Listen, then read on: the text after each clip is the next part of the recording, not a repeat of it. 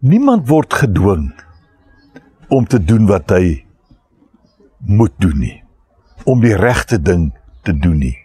Niemand word geforseer om dit te doen nie. Ons het die voorreg om self te besluit of ons dit wil doen of nie.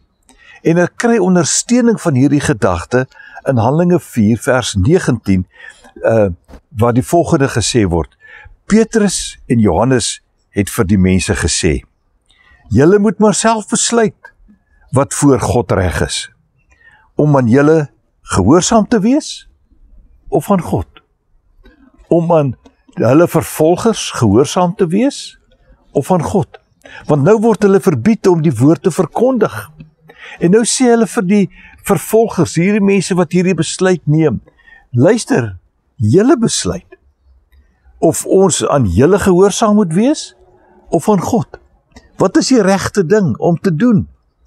En so word daar gereeld in hierdie lewe aan die mens 'n geleentheid gebied, eintlik 'n verantwoordelikheid op die mens geplaas om self te besluit. Neem feite in ag, neem die omstandighede in ag, kyk na wat sal gebeur as jy hierdie kant toe besluit en wat sal gebeur as jy na daardie kant toe besluit.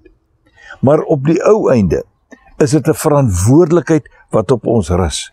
En daarom moet ons gehoorsaam wees aan God. Wat ons ook al besluit. By implikasie sê die manne vir hierdie vervolgers, julle moet een ding besef, julle gaan 'n besluit neem. As julle die regte besluit neem, sal dit in gehoorsaamheid aan God wees. En as julle dit nie doen nie, dan gaan julle die gevolge dra van ongehoorsaamheid aan God. En daarom, kom ons neem die regte besluite. Kom ons bly gehoorsaam aan God. Kom ons doen wat God van ons verwag om te doen. Dis nie altyd so eenvoudig nie. Maar kom ons bly gehoorsaam en neem die regte besluite. Loop mooi.